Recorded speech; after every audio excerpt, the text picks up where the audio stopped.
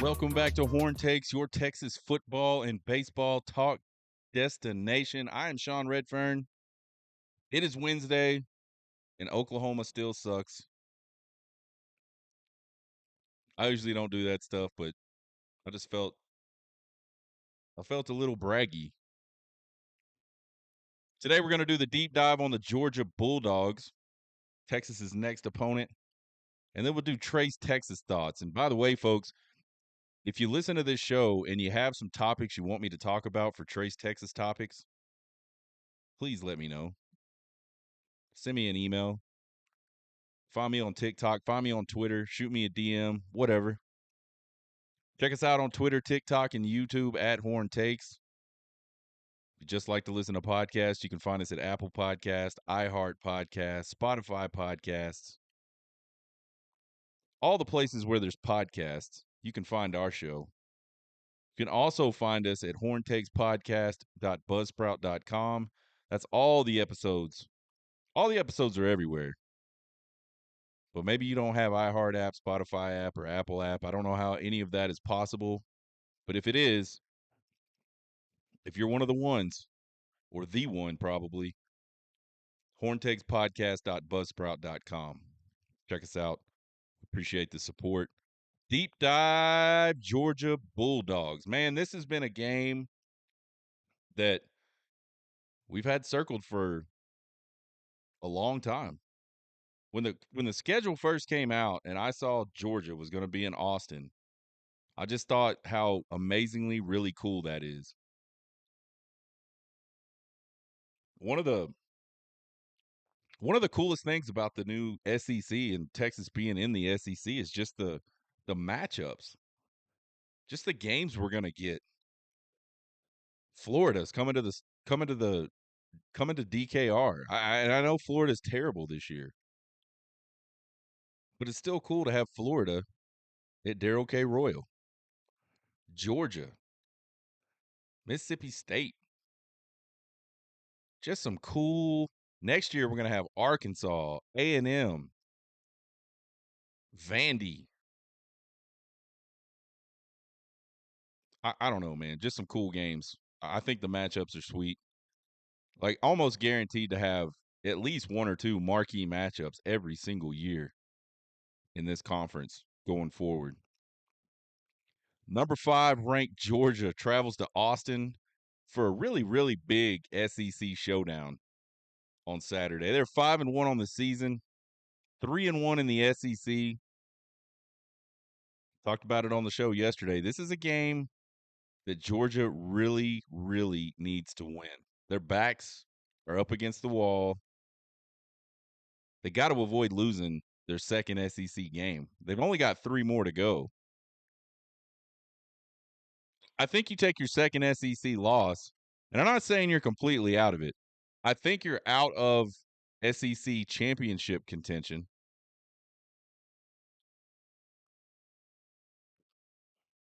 But I won't say you're completely out of the playoff at that point. But with 3 games to go, Georgia's got Florida, Ole Miss on the road, and Tennessee at home. 2 of those 3 for sure, I think, could beat Georgia. And who knows what might happen at the world's biggest or greatest or whatever they call that cocktail party thing. You never know. You never know week to week in the SEC what can happen. I think it's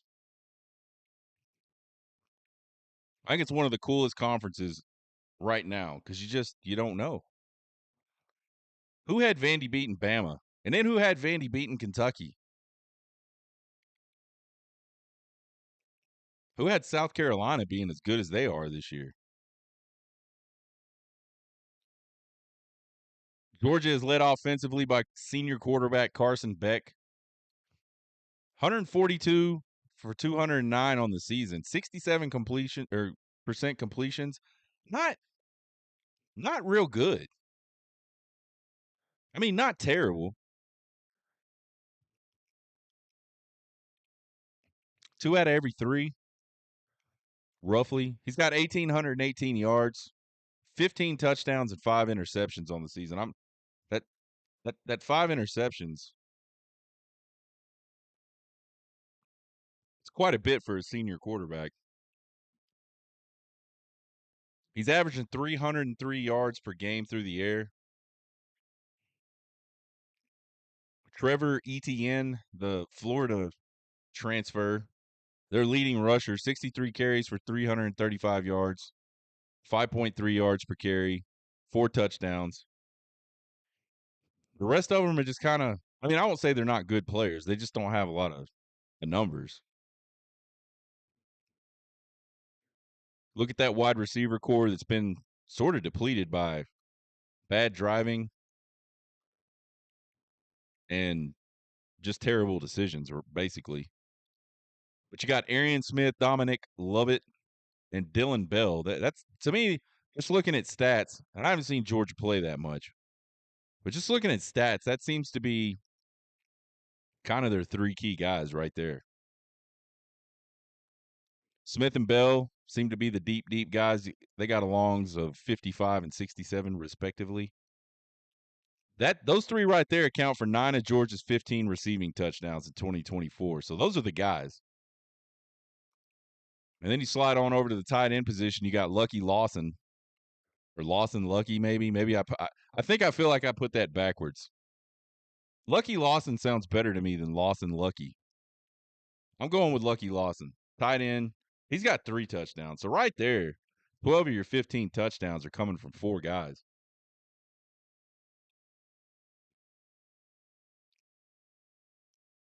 They're going to have a big physical offensive line. They're going to be big and physical on both sides of the ball. That's just what Kirby Smart does.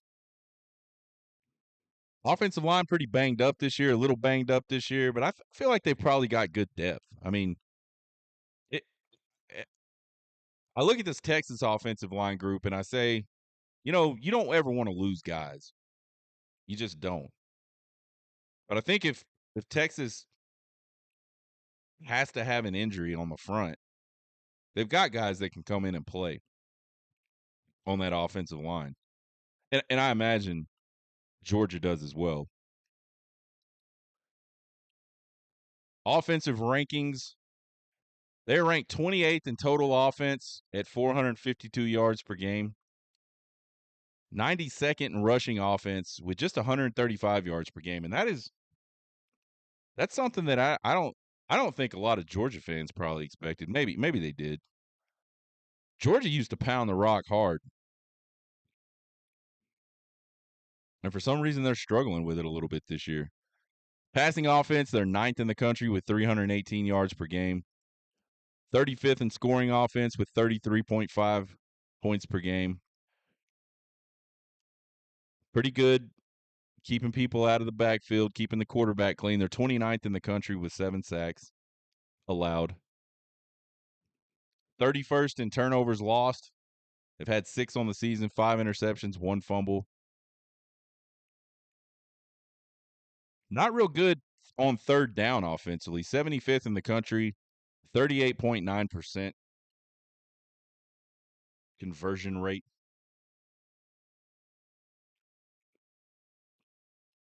24th in the red zone, 92.3% they score. So, I mean, they're going to throw the ball around. I mean, that's what they're going to do. Carson Beck's a good quarterback. He's a pretty highly touted guy in the NFL draft world. So they're going to throw the ball. They're going to run enough just to keep you honest. They've got speed. You get them a crease, and they could be gone. But it just hasn't really materialized for them yet this year so far. Who knows? So I think it's a good offense. I think where Georgia really is not up to Georgia's standard this year is defensively. And let me back up. That offense starts slow. I mean, they had a slow start against Clemson. They were able to rack up points in the second half and win that one going away. They had a slow start against Kentucky that just never even turned into a speed up. They were just slow the whole game against Kentucky. Slow start against Bama, and then they come firing back in the second half to go ahead late. Ultimately, can't hold on to the lead. So slow starts will be something to watch for in this game. Texas has had some moments in games where they haven't been so crisp and efficient early on offensively. I think maybe something to think about and something to watch in this game is, and maybe a key to this game, that offense that starts fast in this one, if any of them do, they could have a pretty good advantage headed into the second half of this game. Defensively, again, not the same type of Georgia team that we're used to seeing. Safety Malachi Starks leads Georgia with 32 tackles. Defensive end Tyrion Ingram Dawkins, he leads the Dogs in sacks with only 3 and tackles for loss with 8. So he's a guy. That's a guy right there. I think he's 6'5", 280 pounds out there on the perimeter. That's a guy that Texas will want to make sure they account for because he can hurt you.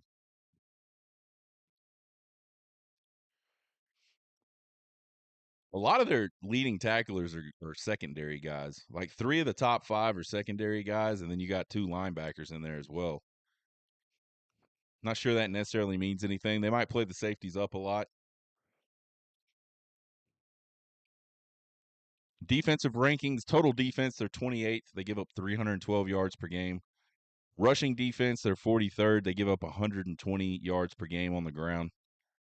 Passing defense, 39th. They're giving up 192 yards per game. Scoring defense, they're 20th, only giving up 17 points per game. Here's one that you might not have figured. They're 79th overall in sacks. They only have 11 sacks on the season. So they're not getting a lot of pressure on the quarterback. Now, they may be getting a lot of pressure on the quarterback, but they're not sacking the quarterback. Here's one place where they're bad. 109th in turnovers forced. They got 5 on the season, 3 picks, 2 fumble recoveries. Third down defense, they're 32nd, 32%. Pretty good. Red zone defense, they're 80th in the country. So teams getting in the red zone are scoring at an 85% clip against these Georgia Bulldogs. So I think you look at this thing statistically, it's not, I mean, it's a good team. Don't hear me wrong. This Georgia team is not a bad football team, but it is not statistically. And again, we understand statistics don't always tell the whole story, but it's part of it. So we're going to talk about it. They're just not the type of Georgia team we're used to seeing over the last few years. We're used to seeing really dominant defensive Georgia teams and Georgia teams that can run the football. And this Georgia team, again, they're not bad running the football, but they're not dominant running the football, and the defense isn't dominant. The offense starts slow.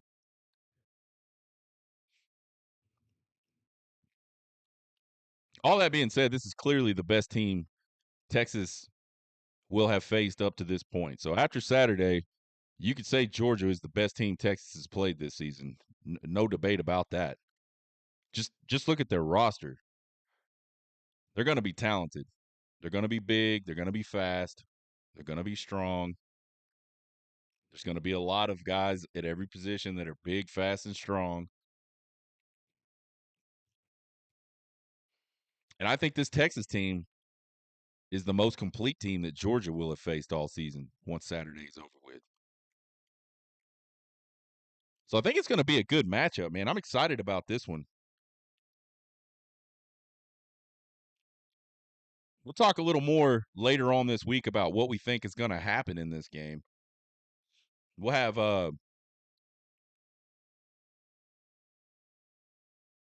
shoot, Eric Henry from Horns 247 on. We'll talk about this Georgia game. We'll do our 4 keys and a prediction on Friday. We'll talk to him about Texas football through 6-0, what he thinks is going to happen in this Georgia game.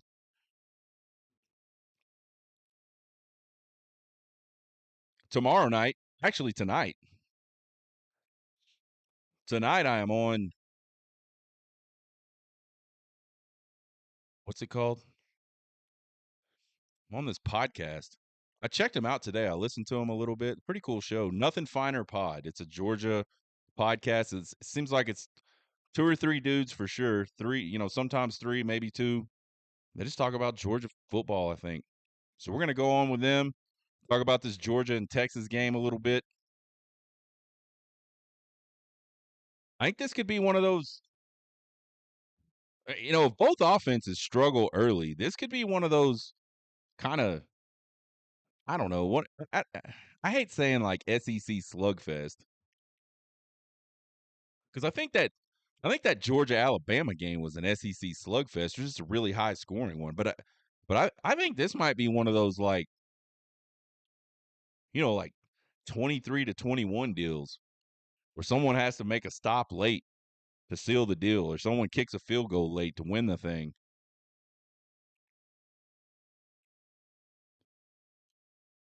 That's what I'm talking about when I say an SEC. I'm talking about like the old timey SEC slugfest. Back when the SEC defenses were just so much better than everybody else's.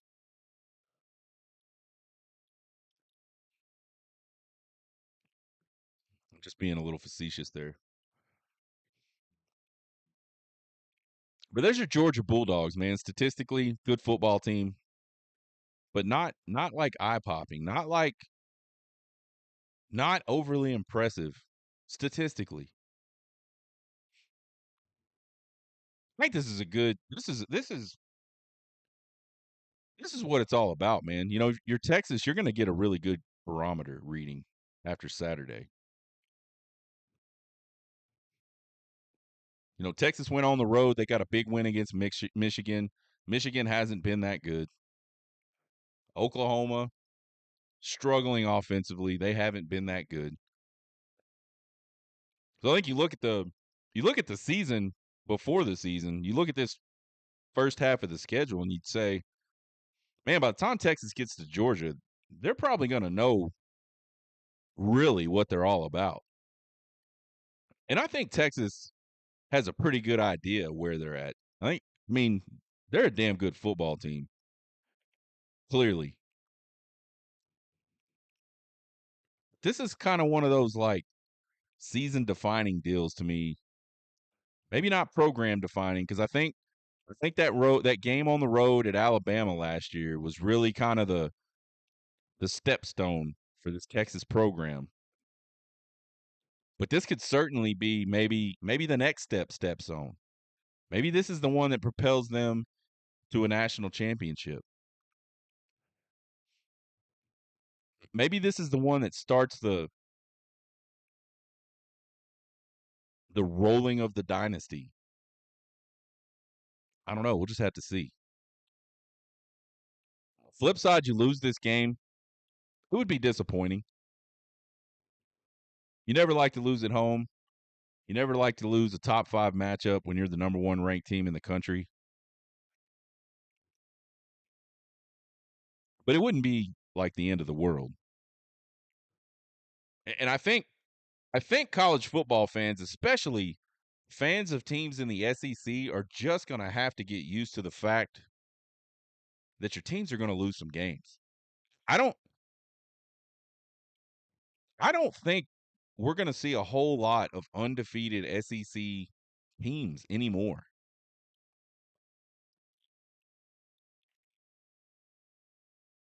That league has gotten, it used to be really top heavy, right? To me. And I know a lot of SEC fans will hate to hear this. The league used to be just kind of top heavy with two guys, usually. It was a lot like a lot of other conferences.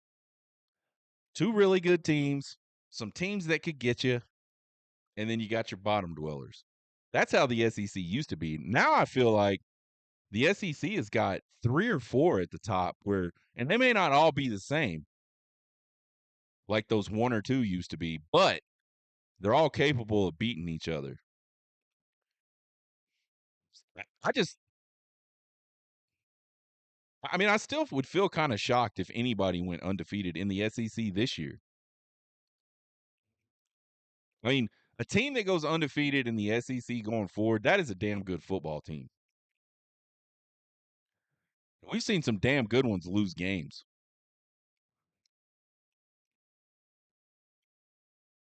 Grace, Texas topics.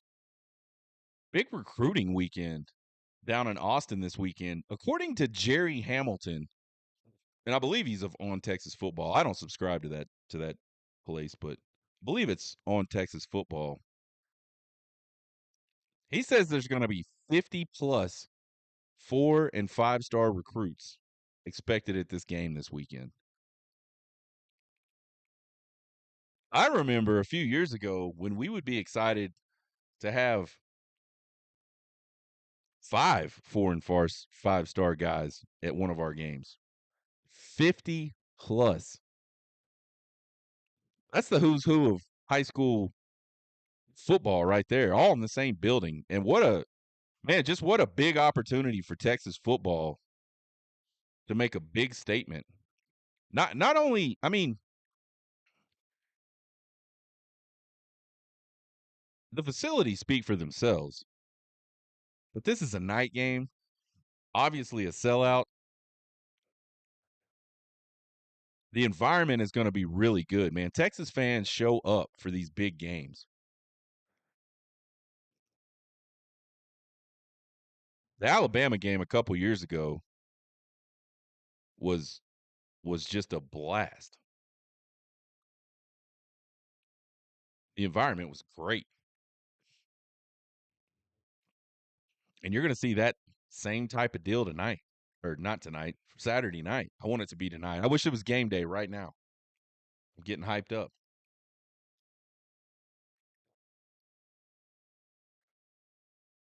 So, you're Texas, you're gonna get to have a great opportunity to show recruits what playing at night in Austin is really all about. And that's something Texas hadn't had the luxury of doing in a long time. We talked about 2023 being this pivotal year for Sark, and he needed to get some stuff done on the field, and he did. And he's kept that recruiting momentum going.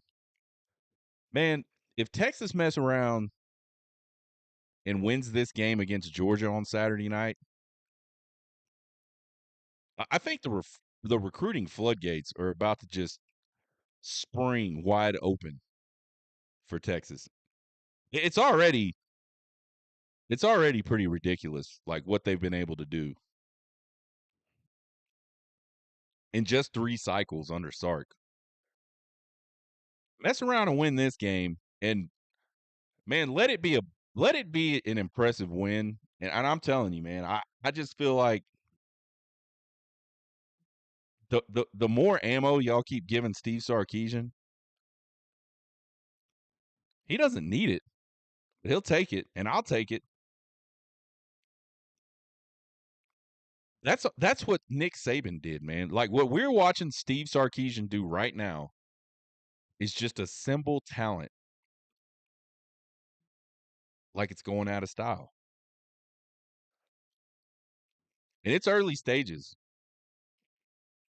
I'm not trying to say he's Nick Saban. And I'm not trying to say Texas will be what Alabama was. But if you're a Texas fan, you got to be really excited about what's going on with the program.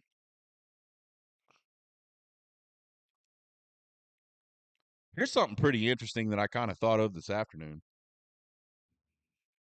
With a win on Saturday, Texas will have beaten the programs that won the last 4 national championships in the span of a little over a year.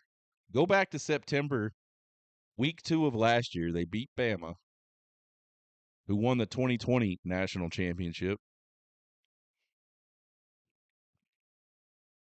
Then they go up second week to Ann Arbor and they beat Michigan, who won the 2023 national championship. And if they were to win this game on Saturday, they'll have beaten Georgia, who went back-to-back in 2021 and 2022.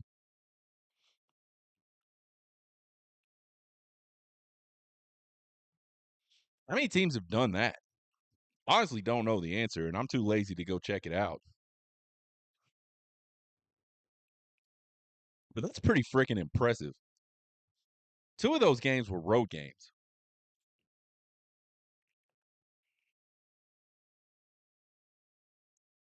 So again, exciting times to be a Texas football fan. What Steve Sarkisian is building in Austin is special. I mean, I think there's another national championship coming to Austin soon. Maybe not this season. Soon.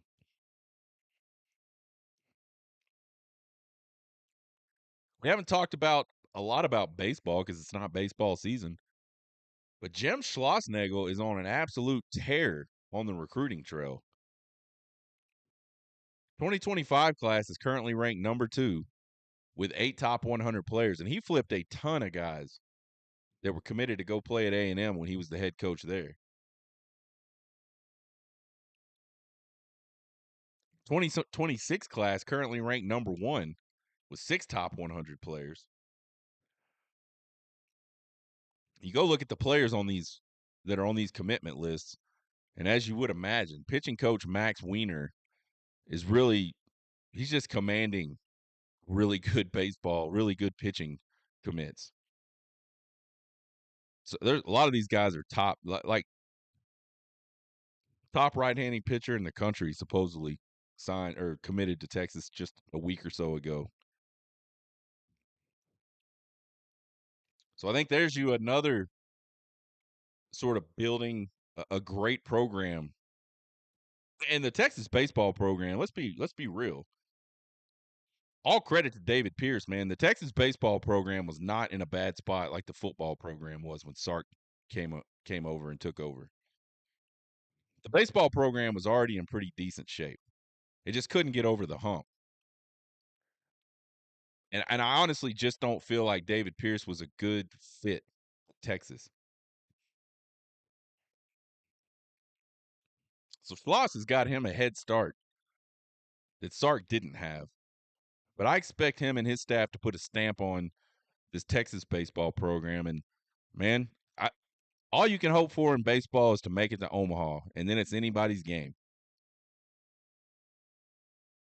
But you consistently get to Omaha, and you're gonna mess around and win them every once in a while.